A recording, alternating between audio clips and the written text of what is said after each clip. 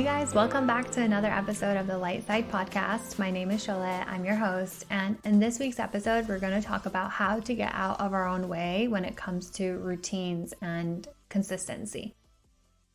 Before I dive into this, I want to make a quick announcement.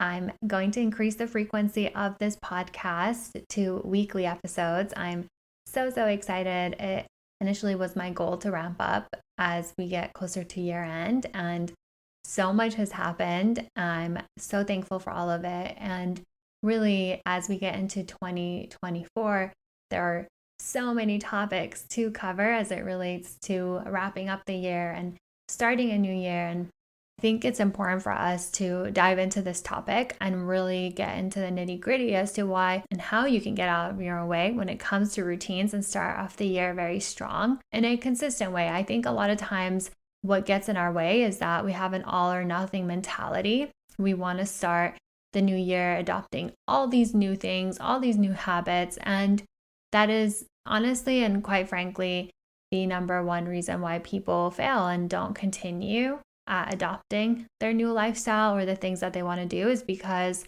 it's overwhelming. It's overwhelming to do everything at once. And that's not just for you. That's the case for everyone. And so all the books, all the self-help, all the psychology that you can find on adopting a habit or a new routine will always tell you to start with one thing and add on. So we're going to get into this by talking about reasons why adopting a routine is good for us and how it benefits us, why we resist routines and the psychology behind that, and how to make some mindset shifts to be able to adopt routines. And so we'll talk about some practical tips for establishing them as well. I will preface by saying that there is no one rule or one advice that fits all, right? And so throughout this episode, take what resonates with you and leave what doesn't. I will say though that I think for some people, we are comfortable with routine. That's where our safe space is.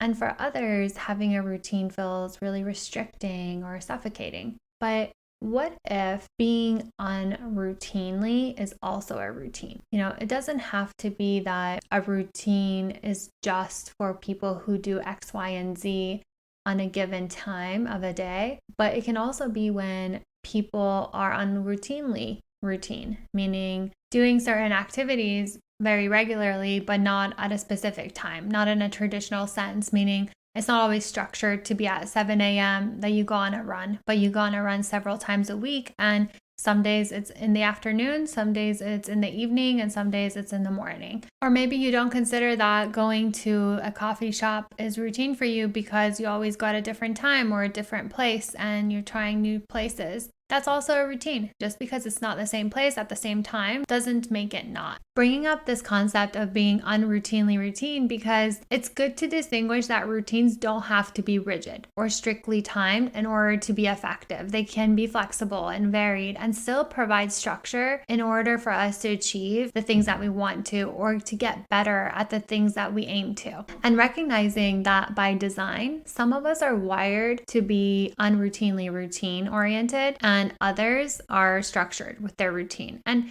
there's no right or wrong as long as it works for you and your energy, because we all drive our energy in different ways. And we're going to talk about this on an upcoming episode with my dear friend. So I'm really excited to share that with you. But in the meantime, it's fun to look at it this way because it shows us that routines don't need to be rigid or strictly timed in order to be effective. It's a matter of the consistency of showing up for the set task or activity.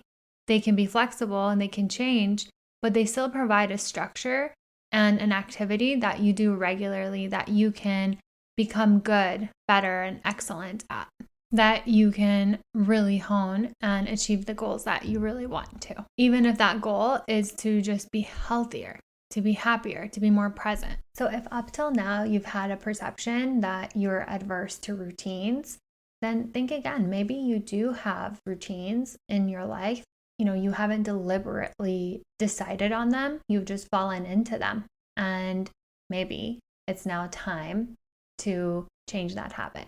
It's now time to get out of that mindset or to get out of that thought pattern that's holding you back from adopting routines and habits that will serve you. In my mind, the number one benefit for routines and establishing them is remembering that to become good, great, or excellent at anything requires consistency. And our routines are the medium for that. They allow us to get into the flow by enabling a habit for us, by cutting through the resistance or excuses that will show up, because that is normal. But our ability to show up anyway is what will make the difference, because it's our routine. And of course, we're referring to routines that serve us, whether it's for our health, mind, body, or spirit. Establishing routines that serve us, we can get out of the trap of feeling stuck, because we almost avoid what is in our best interest because where we've been is safer. It's our comfort zone.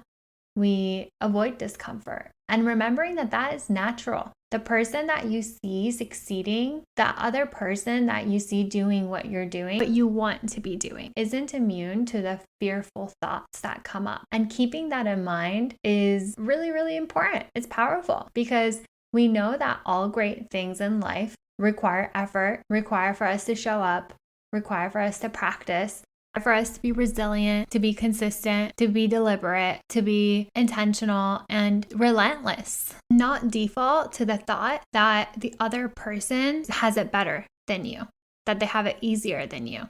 And I think that that is really easy for us to do. And I think I need to dedicate an episode to comparison and how hurtful that can be to us, in the sense that everyone is always thinking that the grass is greener on the other side, that somebody else has it better, that somebody else has it easier. It's really easy to deflect, but we'll leave that for another episode. I love thinking about Kobe Bryant in this scenario because, I think he is an all-time legend in basketball, right? And one would think that, oh, he's just born that way, but it was his routines that enabled him to be able to be great at basketball. I always love hearing him speak about how he got to where he got. And he always reiterated how important it is to have a routine, to be consistent, to practice, and that greatness requires consistency. And I think, again, routines are our medium for that. Huge proponent of routines. I think a lot of times we think that we aren't cut for that. But like we mentioned earlier in the episode, we are already fostering routines. We're just not calling them that. And what if we're avoiding it because that would be in our best interest? What if we're avoiding the fact that we could be really, really great? And what's keeping us safe isn't really concerned with our happiness. We know that all great things in life aren't necessarily instantaneous, right? Like it takes progression. It takes, again, showing up and consistency above all. So I think I've said that word enough for one episode. I will dig up some other words to apply in this conversation. Overall, routines benefit us in so many ways. They help us feel safe because we know what to expect at what time of the day, especially parents out there. I'm sure you've heard of this, that it's crucial for children, for babies to have routines and for children to have routines so they know what to expect and they're not surprised. Level, and as children, it helps us form a secure attachment style. It helps us regulate our nervous system to know what to expect. And the same thing applies for adults. To get out of this fight or flight mode, it reduces our stress and anxiety level, and we're no different as adults. So by knowing what you're going to do at a certain time, specifically things that are important to us, you experience less stress and anxiety because you're able to be present with what you're doing. You've already scheduled or have made time for that, and you've kept your integrity to that. To top it off, it also helps us increase our efficiency and productivity. It reduces the need for us to make a ton of decisions every single day because we have a dedicated time to the activities that we want to do. And we also don't have to dedicate time for planning. So instead of having to think through your day and thinking, when am I going to be able to fit X, Y, and Z in, we have already made a decision that we'll do said thing every single day at said time. Let's say going on a run every day at 7 a.m. We don't have to make that decision. It's just a done deal. It's a matter of showing up, which also helps us improve our focus because We know that we have dedicated time scheduled for X activities that are important to us. And one of the best parts of all of this is that it helps us get into flow state. So for instance, if your routine is to go on a run every day at 7 a.m., your body gets used to waking up to that and to feeling the energy that gives you. It helps you push past the resistance. You're less likely to make an excuse. You don't have to schedule it. Versus when you're functioning on a whim, or you're leaving it to chance and doing things that matter to you when you have time or when time opens up for you, the things that are important to you get pushed to the side and slowly almost begin to feel unsatisfied. We're waiting for things outside of us to line up in order for us to make time for things that matter to us. And that's going about it backwards. What we tend to skip over in our mind is that when we dedicate effort and consistency to creating a routine, we are creating structure which opens up time in our life. It actually makes us more available to other things that we want to enjoy and want to do versus the other way around. I think a lot of people resist routines because they think, oh, I won't be able to live a flexible lifestyle. But routines enable us to have more flexibility. They enable us to have more time because we're not waiting for things outside of us in order to do the things that are important to us that will make us feel satisfied or accomplished in order to do the next thing, or maybe that extra thing that will make us feel good, like going to a social activity or like catching a movie. So let me give you an example. If, for instance, it's important for me to write every day for an hour, but I don't schedule that in and I just say, I'm just going to do it when I have time today after I do X, Y, and Z, and I don't have time for these activities, dedicated time slots, I'm really allowing myself to be going with the wind, so to speak. Instead of doing my writing, I busy myself with doing online shopping for the holidays. What will happen then is I might have to push other things that were important to me, such as maybe getting coffee with a friend or maybe something else that might be enjoyable because I didn't make time to write. And now as a result, other things in my schedule or my priorities, my to-do list, the things that are important to me are going to have to be sacrificed or suffer because also I didn't stick to a routine. Leads into how routines improve our mood because our habits are what determine how we feel, and how we feel impacts our perception and ultimately how we experience life and how we view the world. That impacts our level of inner joy. So overall, our mental health gets impacted and is improved through having routines, especially if we incorporate self-care activities like exercising, journaling, reading into our routines. They become a way for us to manage our anxiety, to manage our potential depression. Also, by way of just knowing what to expect each day, we reduce the emotional ups and downs that may come up. We reduce the swings and we have a better sense of inner peace. Yeah, that's, I think, key. Having less anxiety and stress and more inner peace really improves our health in many ways, like having good sleep patterns and consistent schedules. Like this was such a game changer for my insomnia that I was struggling with for a long time. And I'm dedicating an episode to sleep, so I'll leave the details for that episode. But sleep also benefits us through improved focus, improved memory, a better immune system, better skin, just so much more. And I think, again, just remembering that our routines help us form habits that make maintaining the things that we want to show up for, the things that are important to us, more effortless, less energy consuming, less draining because we don't have to plan it and really figure out when we're going to do it. It's just part of our routine. So overall, it makes it easier and with a lot less resistance because it allows us to be in flow. It allows us to be more productive and efficient without having to make a ton of decisions. I think one of the key things is a lot of people face decision fatigue, and that is one of the key benefits of routines is that it reduces decision fatigue. So I hope this gives you some reasons as to why it will benefit you to adopt a routine in your lifestyle. Talking about the various benefits, I think it's also important for us to talk about why we resist routines, usually to keep us safe. Another key reason is not having enough motivation. And my suggested method and what I've learned through my experience as well as my coaching program has been motivation comes from knowing our why, comes from having a purpose for what we're doing. So if your new routine is that you want to go on a walk every morning, but some mornings you wake up and you just really don't feel like getting out of bed to go on that walk, reminding yourself how you will feel after you've gone on that walk. And that's typically energized. That's typically more focused, more clear, because walking does that for us. Walking can be a form of meditation and therapy. It's about moving our energy. And so when we think about that, it's like, would you rather be sluggish or would you rather be energized? And I think most people will choose energized. And the other reason is we fear change because of our upper limits. And upper limit is a term used by Gay Hendricks. I've spoken about it in prior episodes, but ultimately it's our baseline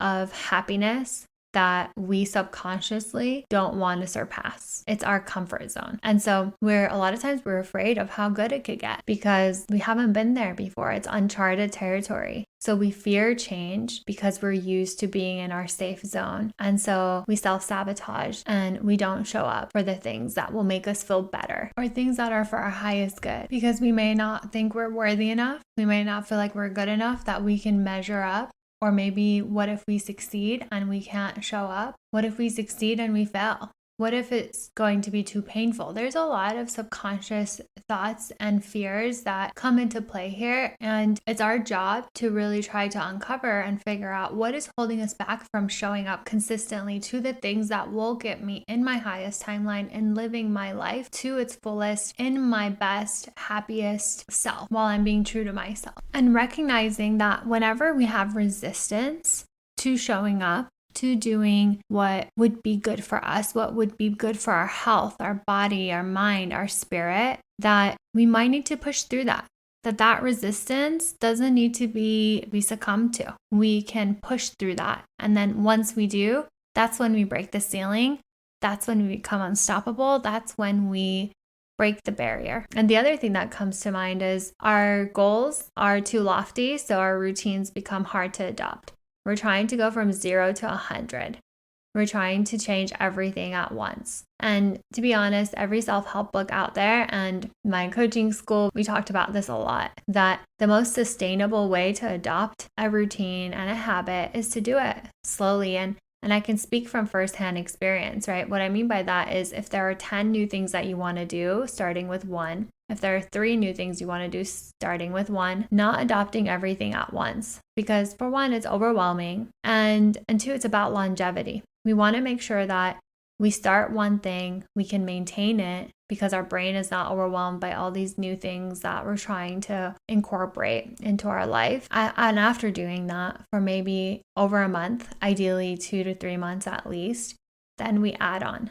And I think that's also why New Year's resolutions tend to fail, because people have all these lofty goals as to like all the changes they're going to make in the new year. Whereas my personal preference when it comes to a new year is thinking ahead of the 12 months of what I want the year to look like at a high level and having maybe monthly goals as opposed to everything for January 1st or 2nd. The other thing is this fear of being restricted. I think we talked about this already as far as the benefits. But really, a lot of people view having a routine as limiting and taking away the spontaneity and freedom out of our life. But that's a misconception. Routines don't have to be rigid or inflexible. It's really more a matter of consistency and showing up for something on a continuous basis to get better at versus doing X at a certain time every single day. Because I do understand that's not for everyone. And the other thing is procrastinating, because of our tendency to be maybe a perfectionist. So, there is this tendency for us to want to do something so well, we avoid it entirely because we feel like, oh, it's not the right time to do this because I'm not there yet. But we have to start somewhere. Just because we're not great or perfect at it doesn't mean that it's completely unattainable. We don't have to have an all or nothing mindset because that makes it a huge barrier to actually enter, to actually start and slowly improve and get better, which is precisely the reason why we're adopting the routine to begin with, is to get better. We don't have to be good at it in order to start, in order to step our foot in the door, right? That's the whole intention. Which leads into why a lot of us tend to not continue with routines, because we're expecting instant gratification or instant results. We want to see change pretty quickly or almost overnight, whereas it's just not how it works. It's not instantaneous. It takes time, consistency, repetition, resilience, and being unwilling to give up because of what you're seeing right now and showing up for the process itself, for the routine itself. I think knowing that instant gratification doesn't necessarily equal longevity or outcomes that are for our highest good or that are long lasting. We don't realize it, but a lot of people are uncomfortable being happy. It feels more safe to be in a place of unhappiness because we don't have to deal with potential pain or hurt. Another thing that just came to my mind is sometimes we underestimate how long it takes for us to really adopt a new routine. And so we keep thinking, oh, we failed, like it's not sticking. But we just need to keep doing it. We just need to keep showing up. We just need to keep pushing past the resistance, because like we talked about, everyone deals with that voice. Everyone deals with that inner dialogue of, I'm too tired. Oh, I just can't. It's like, just do it anyway. And the more you just do it anyway, the more it becomes a routine. And so just because you may have failed to maintain a routine in the past doesn't mean that needs to pave the way for your future routines. Something was learned from that. Something was gained from that. And that's how you're going to overcome the barrier or the resistance for maintaining your next routine. So to overcome resistances, we're going to talk about some tips and mindset shifts. But the first thing that comes to my mind is just being realistic. First and foremost, starting small, one thing at a time, and gradually building up. What tends to get in the way is when we try to do too much at once. It's super overwhelming for everyone. It's very much recommended to adopt one thing at a time when it comes to establishing and adopting a routine, whether it's for your morning, evening, whatever it might be. One of the things I talk about with my clients a lot is breaking down what we want to accomplish into the smallest pieces possible and making that a top priority. So instead of focusing on like a really big goal, which is super overwhelming, making it small. And by focusing on the small step and making small steps every day. So for instance, if our goal is to become a marathon runner, breaking that into, okay, I'm going to start running 2 miles a day. Then I'm going to increase that to 3 or 4, whatever you find yourself being able to level up to. It's important to start small, because as we do, we get more comfortable, we get more confident, we get better, and it makes it easier to show up. You can see how when we start big and we're not able to measure up, we immediately want to stop. And so with everything, it's just important to allow our steps to slowly get bigger. And the other tip that I want to share is picking a time and place to do the things that you want to do, so that it almost becomes a memory in your mind. So like that place and that time has an energy for you. Your brain will build a memory, a pattern of doing that thing at that time in that place.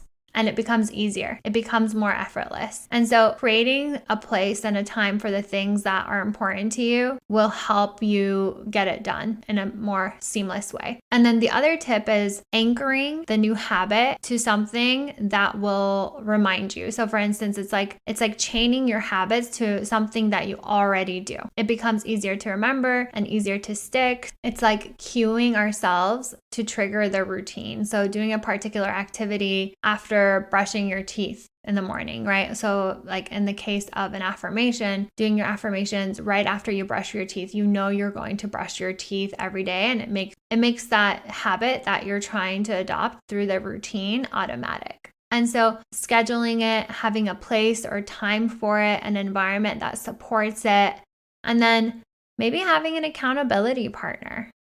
So sharing with someone, your friend, a family member, your partner, that you want to do X, Y, and Z. Maybe it's a coach, right? So find ways to keep yourself accountable. Maybe it's a reminder.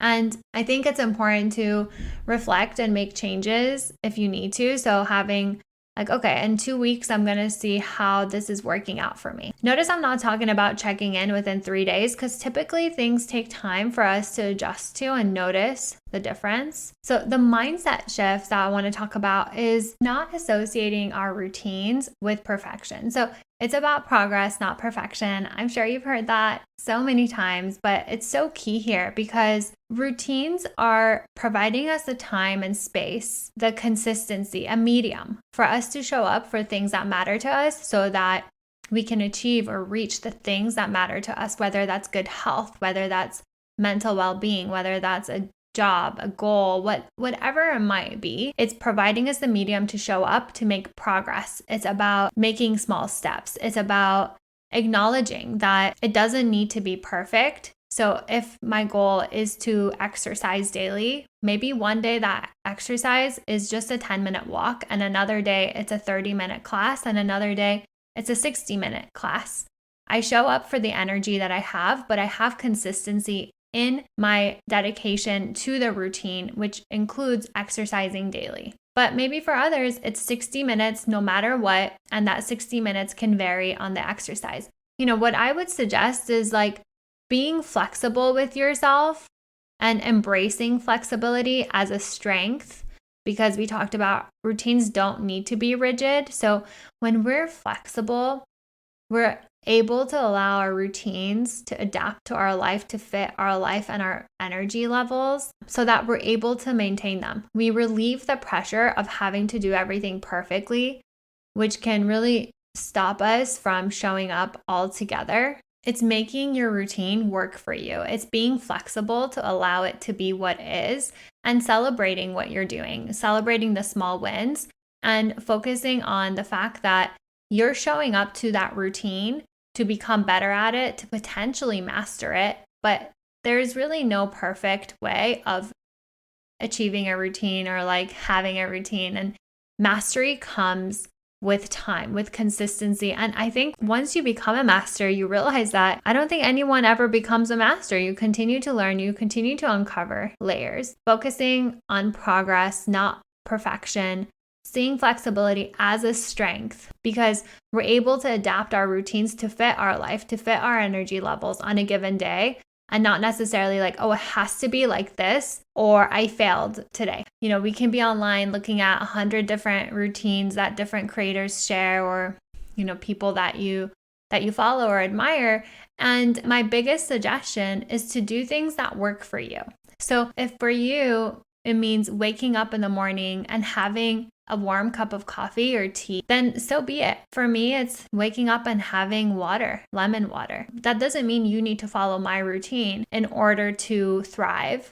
For me, that works for my health and my energy levels, but we're all different. And so really figuring out what works for you and not aiming for perfection, not aiming for something that is projected to you by what other people are doing. And then also the sequencing of the routine. For someone, it might be best to wake up, have breakfast, read a chapter of their book, then maybe go on a walk outside. For another, it might be waking up, going on a walk, then coming and having breakfast and reading a chapter of a book, right? Like whatever works for you and your energy, you get to play around with it and see what you enjoy, what works for you so that it can stick, so that it's of longevity. I think it's important to make sure that as long as we're incorporating self-care, we're incorporating what our love language is within our routines, then we are on the path to winning. We are on the path to fulfilling our cup. That's one thing that is important to me. And, having my routine has changed everything for me. My morning routine now fuels me. Even if I spend 10 to 30 minutes on my morning routine, I do not want to skip it for anything because the days that I have, I notice a dramatic difference in my ability to focus and my ability to be present and my ability to be happy with what I get done that day, because those things, my presence and focus, mean everything. They're the bedrock of my ability to show up and be successful every day. So I think it's just really important to find what works for you and not aim for perfection, but progress. For consistency is what I aim for when it comes to routines. And then understanding our why, connecting with our reason behind wanting to do what we're doing. Really thinking about the personal benefits, the value we get, how much it empowers us, how much it fuels us, how much it changes us for the better. For me, relying and leaning on my internal motivations is so important, so rewarding, because my routines fuel me. I have noticed a significant difference in my energy levels, in my ability to focus, in my ability to be productive. And that's all the motivation I need, really, is how I feel, my well-being, my level of happiness, my mental health, my success as a result of those things, the quality of my relationships as a result of those things, the quality of my presence. I think above all, remembering that routines are something that can be learned and improved upon. Just because it's not our strong suit, just because it requires us to flex and it's a learning curve, just because we're not inherently good at it, doesn't mean that we're bad at it either. Being able to adopt a growth mindset when it comes to routines is so valuable, because it doesn't just categorize us into a bucket of people who can't be consistent. We're unable to repeat an activity until we get better. Like, we don't have to shun ourselves out on the happiness or success that we could have just because we think that we're inherently bad at it. So to quickly summarize, we almost avoid what's in our best interests, such as adopting a routine that will give us energy, that will help us sleep better, that will help us become our best selves, because we feel safer in our comfort zone. We avoid discomfort when we know that the best things in life, the greatest things in life, require us to show up, to show effort, to be consistent. And routines give us a sense of purpose. They give us a sense of why. And it helps us foster a healthy lifestyle. It helps us show up as our best self within our jobs, within our relationships, within our everyday life, really in the community. The whole notion of really calming our nervous system. We experience less stress and anxiety when we have a routine. And so establishing inner peace allows us to be a better citizen in the world too, to help impact others in a positive way, because we are making time for things that are important to us in addition to all of our other responsibilities. So I hope you found this episode helpful. I hope you have a clear picture of all the reasons why we avoid routines, why it's good for us, how it benefits us, and how we can adopt new routines in a way in which it is practical and also of longevity. I hope that you enjoyed this episode. I would love to hear your thoughts. Feel free to message me. My contact info is in the show notes. I always love hearing from you. Thank you so much for listening. If this episode resonated with you, the greatest compliment is if you would share it with your friends, family, colleagues, whoever you think could benefit from it. I hope that you have an incredible holiday